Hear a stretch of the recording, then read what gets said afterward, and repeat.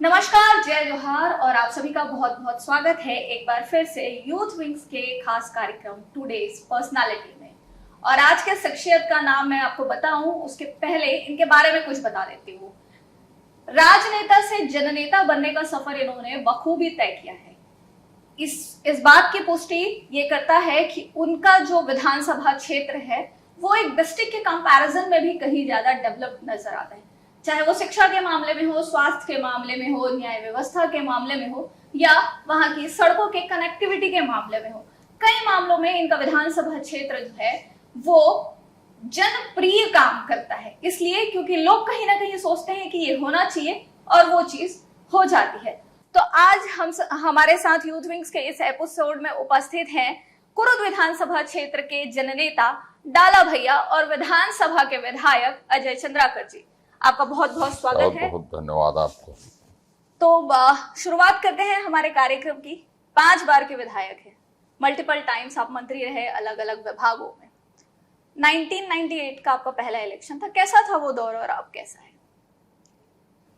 उस दौरान तो हम विपक्ष में निर्वाचित हुए थे। छत्तीसगढ़ भी उसी दौरान बना। छत्तीसगढ़ में माननीय अटल जी ने ये जानते हुए भी कि कांग्रेस की सरकार बनेगी तो छत्तीसगढ़ बनाई और एक सशक्त भूमिका विपक्ष की हम लोगों ने निभाई। तो भाजपा की पहली बार सरकार बनी जो 15 साल चली और विकास के नए आयाम अपन लोगों ने गढ़े उसमें छत्तीसगढ़ के लिए। जी। उसके बाद लगातार देखा जाता है कि आप इस तरीके की राजनीति में विश्वास कर रहे हैं कि शासन किसी का भी हो, मेरे क्षेत्र का सवाल है, प्रदेश का सवाल है तो मैं तो पूछूंगा। मुखर होकर इस चीज की चिंता किए बिना कि सरकार अपनी है या दूसरे की है, आप सवाल पूछते रहते हैं, जिससे कई बार अभी वर्तमान स्थिति में सत्ता पक्ष नाराज भी दिखती है। नाराजगी का सवाल नहीं है किसी का। विधानसभा विधायक का फोरम होता है, जनहित के मुद्दे उठाना किसी भी निर्वाचित विधायक का दायित्व है। सत्तारूढ़ दल के विधायक होने के नाते हमें मालूम है कि हमें किस सीमा तक जाना है। दलीय अनुशासन, दलीय निर्देश, विप जारी होते हैं। ऐसे कोई मामले नहीं आए हैं जिसका मैंने या मेरे साथियों ने उल्लंघन किया हो, लक्ष्मण रेखा क्रॉस की हो, ऐसे विषय कभी नहीं आए। तो जनहित के मुद्दे पर सब एक होते हैं। और ये देखा गया है चंद्राकर जी कि आप जब प्रश्न पूछते हैं तो इतने ट्रिकी संसदीय प्रक्रिया में चले जाते हैं कि जो आज के लोग हैं उनको वो प्रक्रिया पहली बात तो समझने में दिक्कत हो जाती है, दूसरी बात कि प्रश्न का उत्तर कैसे दें, लेयर्ड बाय लेयर्ड जो आपके प्रश्न होते हैं ये लोगों को बहुत परेशान कर रहे हैं। मैं तो किसी व्यक्ति, संस्था, मंत्री किसी के विषय में नहीं कहूंगा।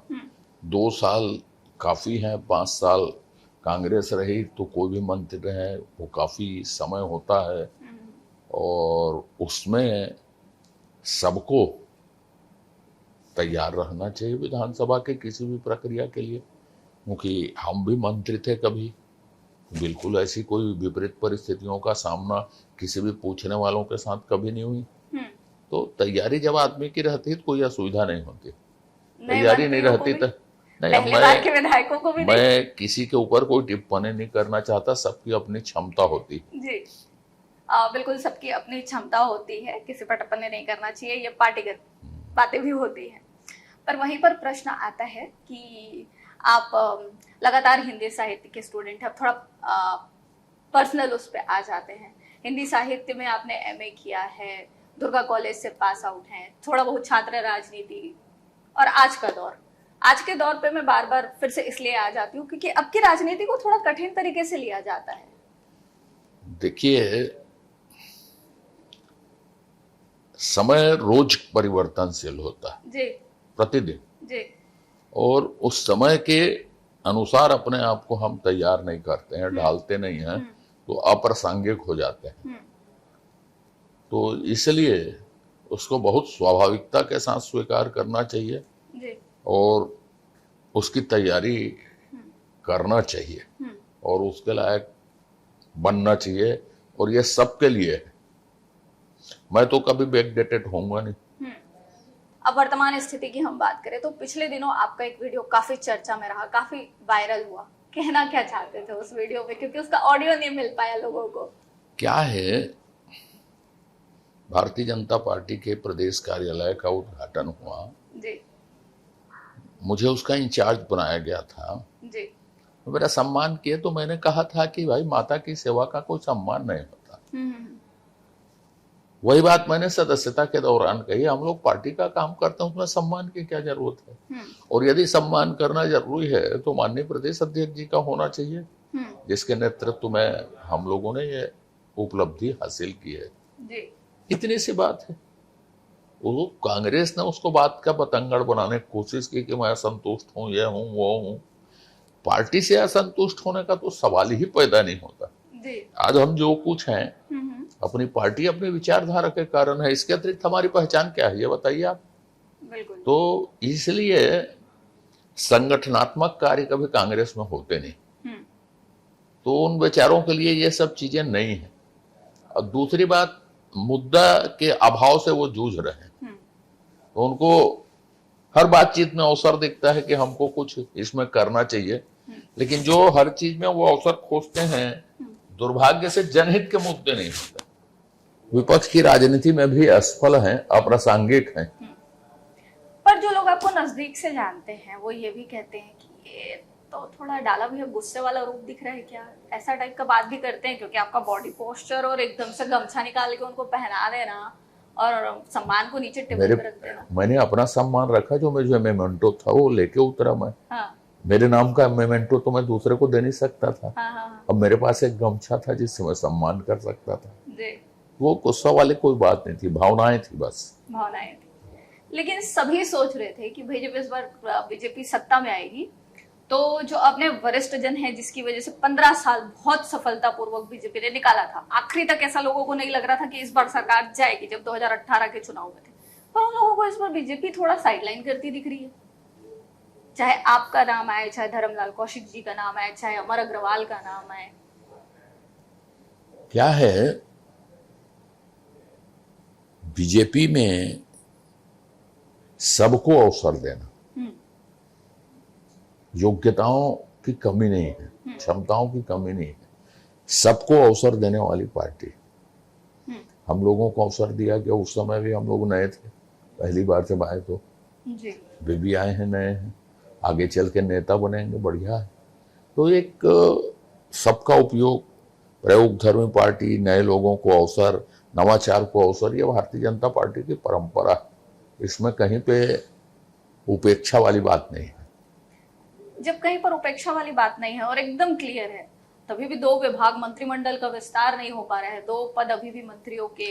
मैं जब मीडिया से बात करता हूं मंत्रिमंडल के या संगठन के किसी विस्तार के बारे में, तो हमेशा कहता हूं संगठन के विस्तार के बारे में माननीय प्रदेश अध्यक्ष जी से पूछिए, तो मंत्रिमंडल के बारे में माननीय मुख्यमंत्री जी से पूछिए, क्योंकि उनका ये प्रिविलेज है, विशेषाधिकार है। तो सही जगह सही व्यक्ति से सही प्रश्न। बिल्कुल ठीक है, सही जगह सही व्यक्ति से सही प्रश्न।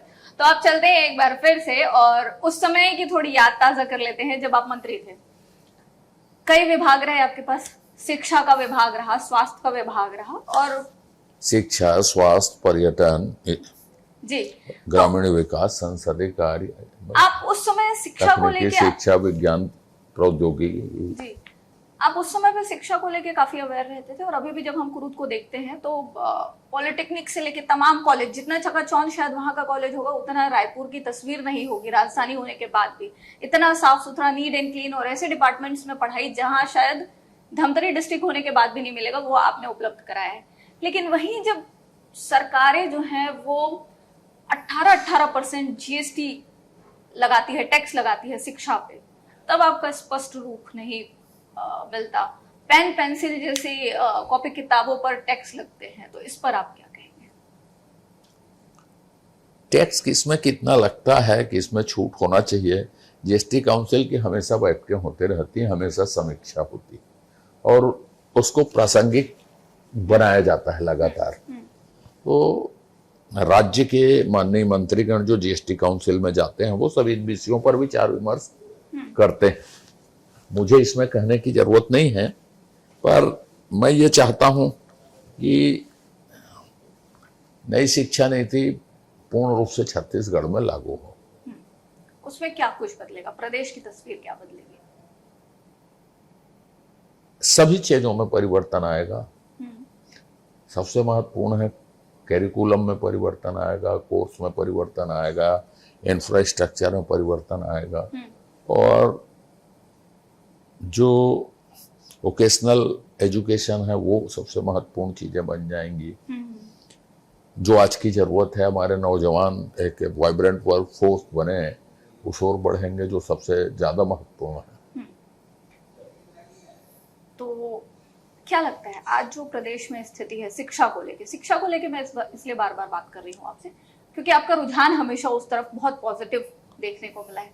आज की स्थिति में अगर हम बात करें तो प्रदेश की सबसे बड़ी यूनिवर्सिटी जो है वो रविशंकर मानी जाती है। 200 से ज्यादा कॉलेज उनके साथ वो एफिलेटेड है। ऐसे मल्टीपल यूनिवर्सिटी है, पर वो जो ए कैटेगरी या ए प्लस कैटेगरी वाली बात होती है उसमें प्रदेश कहीं उठ नहीं पा रहा है। तो आपकी सरकार का कोई विशेष रुख रहेगा?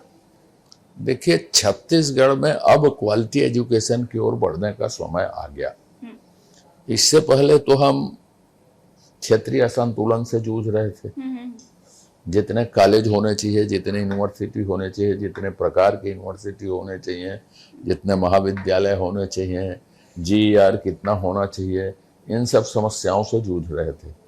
अब छत्तीसगढ़ में हर तरह की यूनिवर्सिटी है, क्षेत्रीय असंतुलन भी दूर हो चुके, प्राइवेट एजुकेशन यूनिवर्सिटी भी हमने अनुमति दी है काफी। तो अब सरकार उस ओर बढ़ेगी जिसको क्वालिटी एजुकेशन हम कहते हैं, जो प्रश्न आप पूछ रही हो। अब वो समय आ गया। अब बात आते हैं थोड़ी आपकी सरकार पर।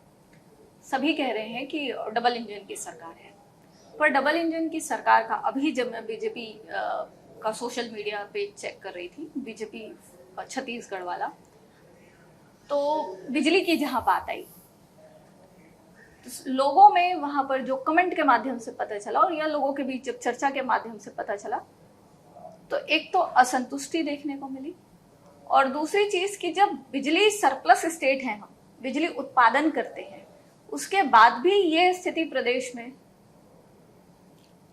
देखिए, सब्सिडी कितना देना चाहिए, किसको देना चाहिए और कब तक देना चाहिए, ये सिर्फ छत्तीसगढ़ ने राष्ट्रीय बहस का विषय बनना चाहिए। जी। 100 यूनिट खपत 69% लोग करते हैं। 69%, इट्स अ ह्यूज उनको नंबर। छूट मिलेगी। ठीक है। 31% कौन लोग हैं जिसको मिलना चाहिए कि नहीं मिलना चाहिए। आज पेपर में है कि 40,000 से ज्यादा लोगों ने मातृवंदन का फर्जी उपयोग किया। तो इसलिए किनको मिले, कब तक मिले, विकर सेक्शन को समाज में सम्मानपूर्ण स्थान मिले, उसमें गड़बड़ ना हो, विकर सेक्शन के नाम पर दूसरे लाभ ना उठाएं, इनको सोचना समझना एक राष्ट्रीय दायित्व है, राष्ट्रीय बहस का विषय है। पर उनके मजबूतीकरण के लिए योजना बनाना, आप प्रधानमंत्री सूर्य घर योजना में राज्य ने भी, स्टेट ने भी सब्सिडी की घोषणा की। ठीक है। तो हम समर्थ क्यों नहीं बनना चाहते? समर्थ बनने की ओर मदद और समर्थ बनाना साथ साथ चले, इसमें बुराई कहां पर है?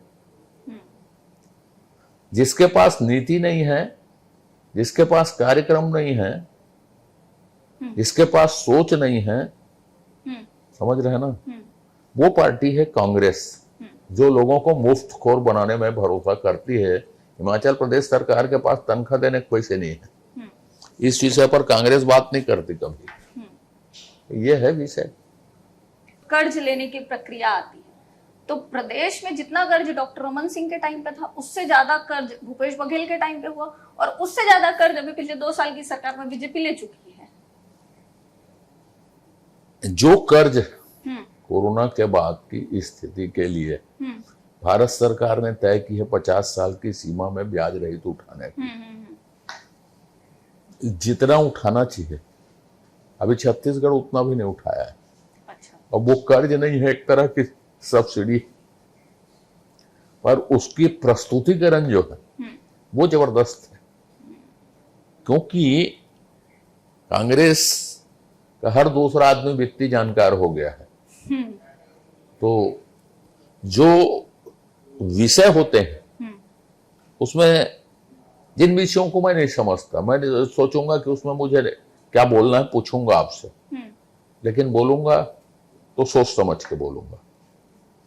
अब कांग्रेस के पास बोलने के अतिरिक्त मुद्दा नहीं है, दुर्भाग्य ये है। और कुछ भी बोलने का मुद्दा, किसी भी विषय में बोलने का, तो ये चिंता का विषय है राज्य सरकार के लिए।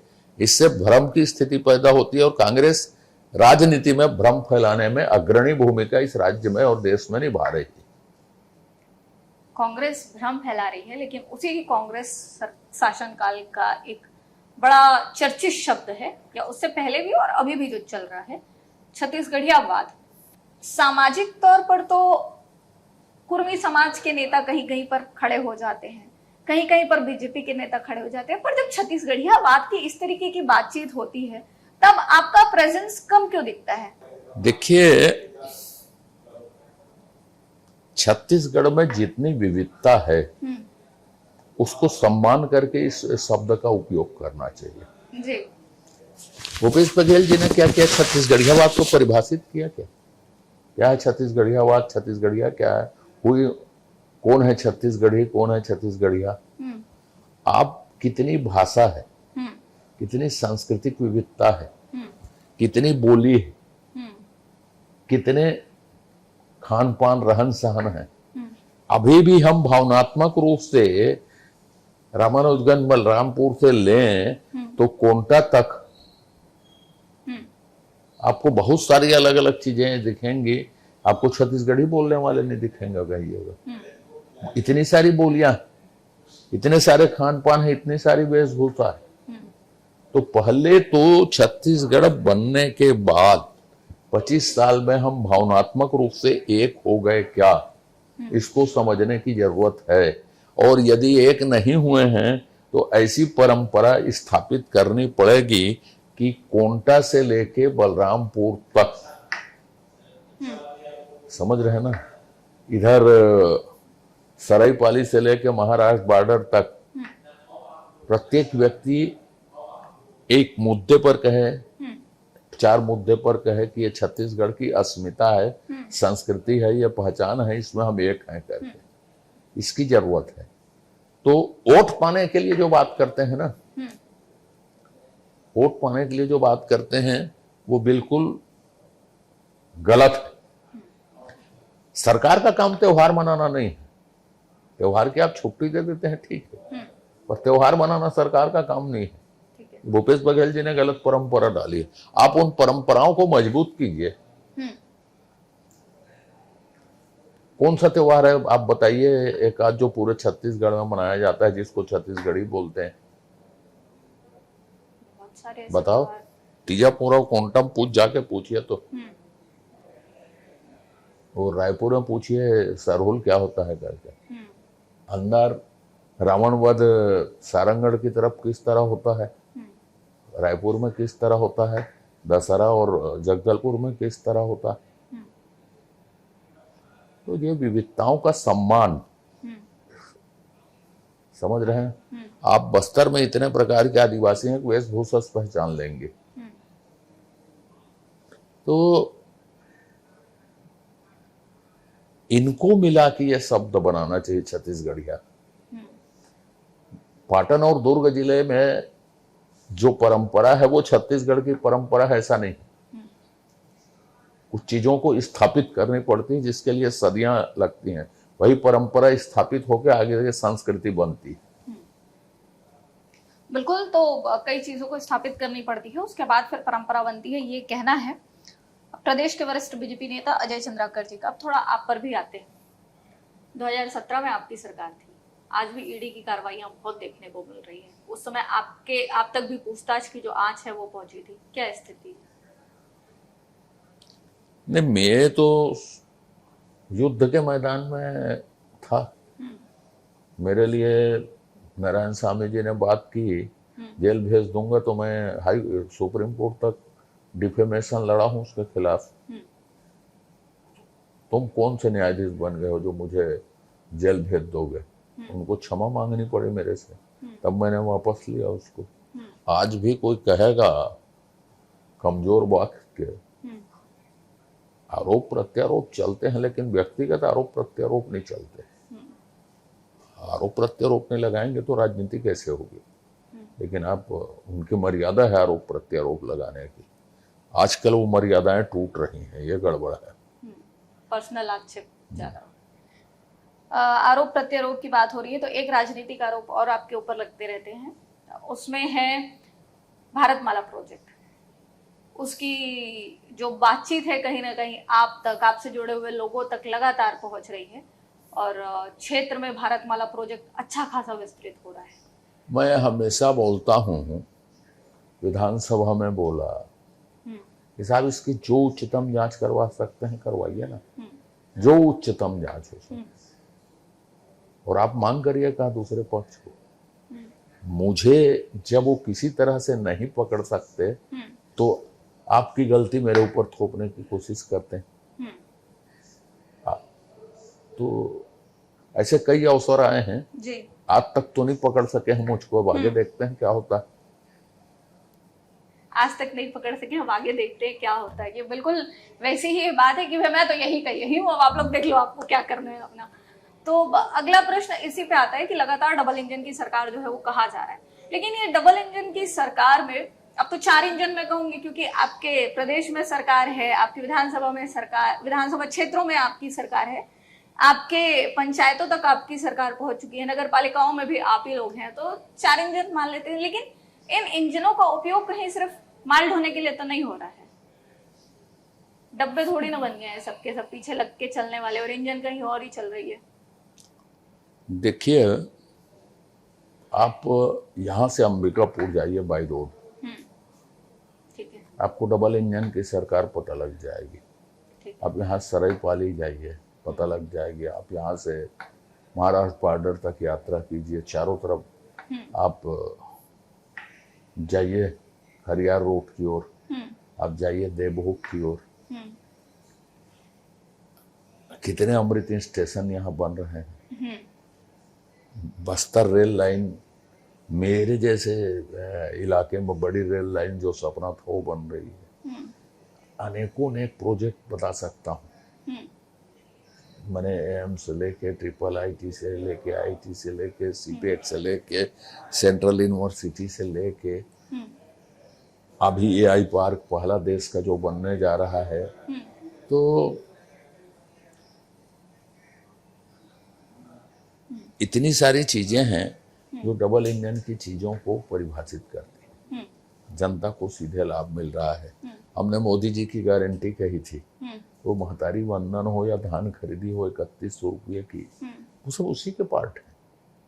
डबल इंजन का समर्थन नहीं मिलता तो ये संभव था क्या? डबल इंजन के समर्थन में जो कोयला प्रदेश से निकल रहा है, ये समय से पहले निकल रहा है, ये भी निकल कर आ रहा है। ये तो कहीं पे भी किसी भी वेंडर को काम मिले, कांग्रेस को आरोप लगाना देश भर में।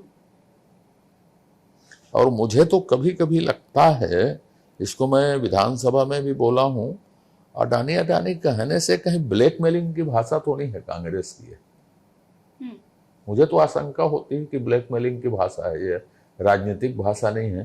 क्योंकि कौन सी प्रक्रिया गलत हुई, वो न्यायालय में हार चुके, किसी चीज में गए तो प्रक्रियाजनक त्रुटि केंद्र सरकार या राज्य सरकार कहाँ पे कर रही।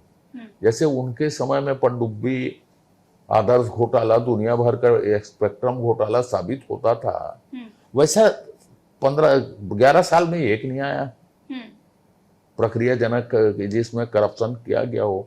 नाम भर ले देते हैं। जैसे मतदाता सूची पुनरीक्षण का काम चल रहा है बिहार में, नोटिस में बुलावे में नहीं जाते, आपत्ति नहीं लगाते, कुछ नहीं करते, सिर्फ बोलते हैं। तो मुझको लगता है कि ये राजनीतिक मर्यादा जो टूटने की बात मैंने कही, हो सकता है ब्लैकमेलिंग करने के लिए ऐसा बोलते होंगे। जी। तो ब्लैकमेलिंग करने के लिए ऐसा कहते होंगे, ये कह रहे हैं अजय चंद्राकर जी। एक प्रश्न कुरुद से अब चलते हैं। कुरुद को आप कैसे देखते हैं? आप जिस कुरुद में पले बढ़े वो कुरुद थोड़ा अलग था, और आज जो आपका कुरुद है, जहाँ के विधायक हैं आप लगातार 5 बार, वो कुरुद थोड़ा अलग दिखता है। कुरुद के लिए आप क्या कहेंगे? देखिए, कुरुद में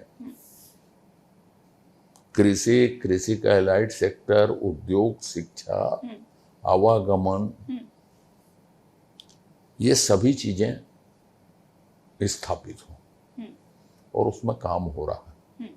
और बिजली में सबसे अच्छा है, सड़क कनेक्टिविटी, शिक्षा, कुछ संस्थान खुल गए, कुछ संस्थान खुलने वाले हैं, स्वास्थ्य की व्यवस्था अच्छी हुई है, औद्योगिक क्षेत्र बन रहे हैं, सिंचित क्षेत्र बढ़ा है, श्योर इरिगेशन बढ़ा है। तो ये सब उपलब्धियां हैं, जनजीवन ऊपर उठा है, यही तो चाहिए। ऐसी कोई महत्वाकांक्षा है क्या कि कुरुद को जिला बनवाना है? नहीं, ये मेरे ऊपर आरोप लगता है ऐसे ही कि साहब जिला मुख्यालय कुरुद ला दें, ऐसा लोग कहते रहते हैं। ऐसा कुछ नहीं है। धमतरी जिला से हम बहुत प्रसन्न हैं। धमतरी का विकास होगा तो स्वाभाविक रूप से कुरुद और नगरी का विकास होगा। धमतरी जिन जिला मुख्यालय और वो विधानसभा जिन चीजों के लिए अधिकार रखता है, वो चीजें प्राथमिकता के आधार पर धमतरी को मिलनी चाहिए। सिंपल सी बात है, बढ़िया सी बात है कि कुरुद अपना है, विकसित होना चाहिए। चलते चलते छत्तीसगढ़ को लेकर आप क्या कहेंगे?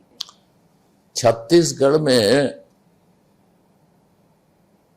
जो रेल कनेक्टिविटी है वो भी बढ़ रही है, नक्सलवाद भी खत्म हो रहा है, शिक्षा लोगों तक पहुंची है, खाद्यान्न सुरक्षा एक बड़ी चीजें हैं, स्किल डेवलपमेंट के लिए काम हो रहा है, नए क्षेत्रों में एआई हो, चाहे आज इलेक्ट्रॉनिक्स हब का मामला हो, नई चीजें छत्तीसगढ़ में आ रही हैं। और अब हम गरीबी से मुक्त, हैप्पीनेस इंडेक्स में छत्तीसगढ़ सबसे ऊपर दिखते हैं। इस छत्तीसगढ़ के लिए सोचेंगे, करेंगे। ये बड़ा विजन है कि हैप्पीनेस डेस्क में छत्तीसगढ़ जो है वो टॉप पे रहे, ये कहना है कुरुद विधानसभा के डाला भैया का और छत्तीसगढ़ विधानसभा के अजय चंद्राकर जी का, गरीबी मुक्त। तो यूथ विंग्स के इस खास कार्यक्रम में आप शामिल हुए, आपने इतना समय हमको दिया, उसके लिए बहुत बहुत धन्यवाद। इस कार्यक्रम में इतना ही। अगली बार फिर किसी खास शख्सियत के साथ मुलाकात करेंगे और जानेंगे कुछ उनके जीवन के बारे में, कुछ उनकी राजनीतिक चर्चाओं के बारे में।